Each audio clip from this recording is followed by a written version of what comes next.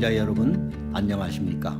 오늘의 말씀은 출애굽기 19장 5절과 6절 말씀입니다.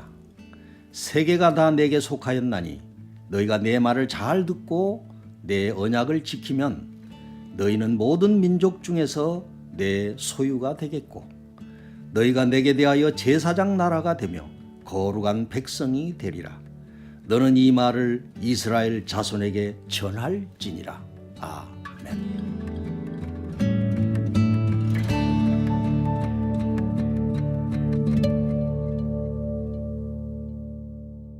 대한민국은 고조선을 기원으로 하면 대략 반만 년의 역사를 가지고 있습니다.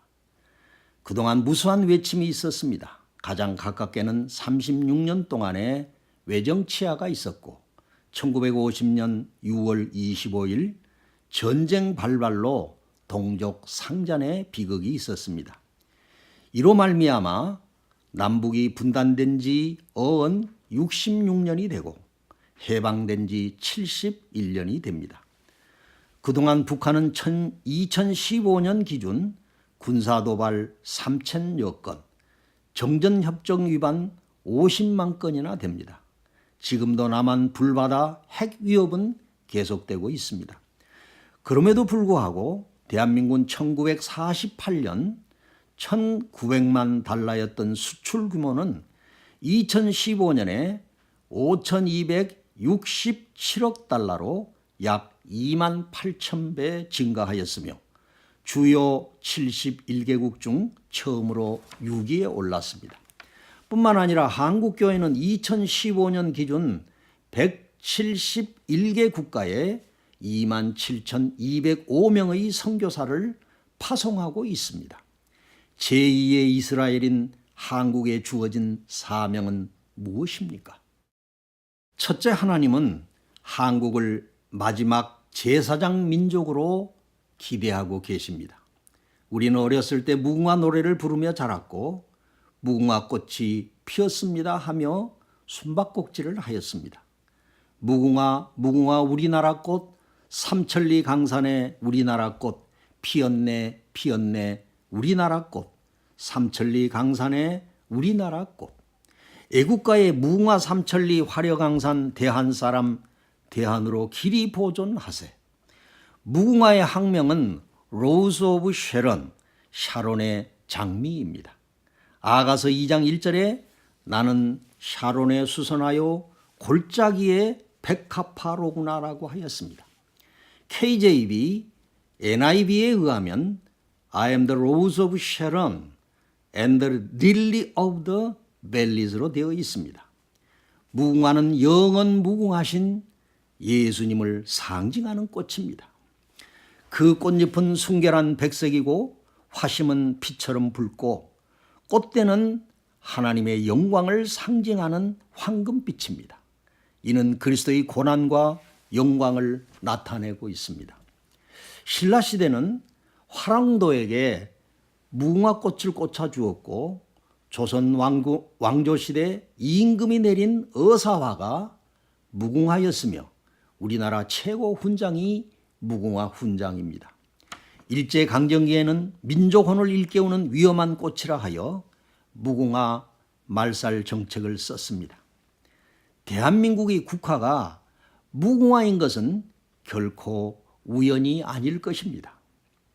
우리나라 국호였던 당군조선, 고조선, 이시조선, 또 남조선, 조선을 글자풀이 해보면 아침 조자는 열십자 둘에 날일 달월입니다.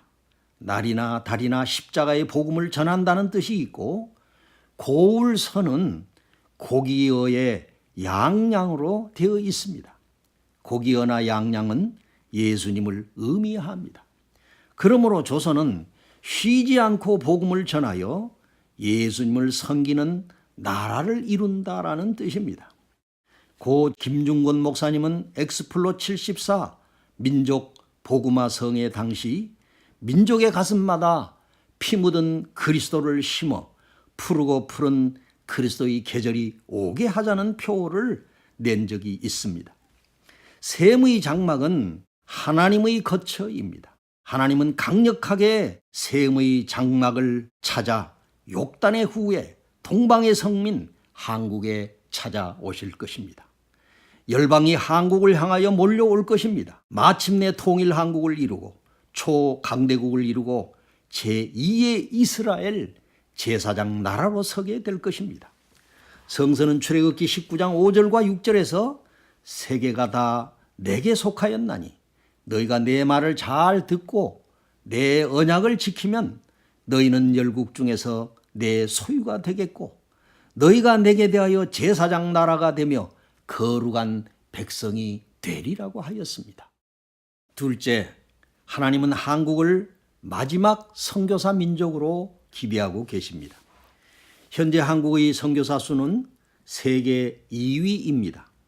한국 세계 선교 협의회에 의하면 1972년 33명, 1986년 511명, 2013년 25,745명, 2014년 26,677명, 2015년 지난해까지 171개국에 27,205명의 선교사를 파송하고 있습니다.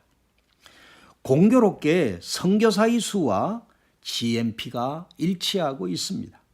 GNP가 $5,000일 때 파송 선교사의 수가 5,000명, GNP가 $10,000일 때 1만 명대의 선교사를 파송하였습니다. GNP가 $20,000일 때 2만 명 시대의 선교사를 파송하고 있습니다. 이대로라면 하나님의 섭리 속에서 세계 최다 선교사를 파송하고 경제 대국이 될 것을 기대해 봅니다. 지금은 이방인들에게 복음이 전파되고 있는 이방 시대입니다.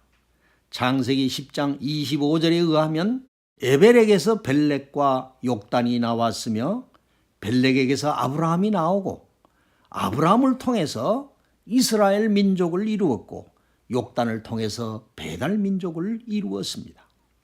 이스라엘을 통해서 복음이 시작되었다면 제2의 이스라엘인 대한민국을 통해서 열방의 복음의 빛을 전하고 이스라엘 민족에게 복음의 빛을 전달함으로 한국의 사명을 완수하고 이방의 시대는 막을 내릴 것이라고 생각됩니다. 그리고 환란의 시대가 도래하며 적그리스도가 출현하고 야곱의 환란이 있을 것이며 이스라엘 민족을 중심한 심판의 복음이 땅끝까지 증거되고 주의 재림이 있을 것입니다. 이사야 46장 10절에서 13절에 의하면 하나님은 먼 나라 동방의 독수리를 통해서 구원을 시온에 베풀리라 하였습니다.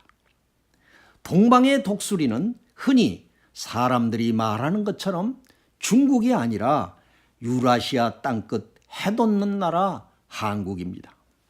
중국을 상징하는 동물은 용이고 한국은 봉황입니다. 용은 영적 세계에서 마귀를, 봉황은 천사를 나타냅니다. 중국의 국화는 모랑과 매화이고 한국은 예수님을 의미하는 무궁화입니다. 독일의 신비가 루돌프 슈타이너는 이렇게 말했습니다. 인류 문명의 대전환기에는 반드시 변화될 새 삶의 원형을 제시하는 성배 민족이 역사에 나타난다. 그 민족은 개인적으로나 세계에 대한 근본적 이상을 품고 있으나 끊임없이 외침과 사악한 폭정 아래 삶을 살아가는 민족이다. 그러나 대전환의 때가 이르면 새 삶의 원형을 제시하는 성스러운 소명을 반드시 수행하고 만다. 로마가 지배하는 지중해 문명의 전환기에 그 민족은 이스라엘이었으나 그때보다 더욱 근본적인 전 인류의 문명사의 대전환기인 현대에 그 민족은 극동에 있다. 그 이상은 나도 알 수 없으니 너희는 그 민족을 찾아 경배하고 힘껏 도우라고 하였습니다. 그런데 그의 제자 일본 인지학교 교장인 다카하시 이다오 선생은 슈타이너의 예언을 그 민족은 바로 한국 민족이다. 오늘의 이스라엘은 한국 민족이며 오늘의 로마는 미국이다라고 말한 바가 있습니다. 시청자 여러분, 민족의 뿌리를 찾으십시다. 교회와 지도자들은 깨어 일어나십시다. 애통하며 중보하십시다. 예수 한국, 성민 한국, 선교 한국의 사명을 감당하십시다. 기도드리겠습니다. 주님, 이 민족의 뿌리를 찾게 하여 주시옵소서. 대한민국에 주어진 하나님의 사명이 무엇인지를 일깨워 주시옵소서. 주여, 어서 속히 예수 한국, 성민 한국, 선교 한국이 이루어지게 하여 주시옵소서. 하늘과 땅에 주의 피를 덮어 주시옵소서. 예수님의 이름으로 기도드리옵나이다. 아멘.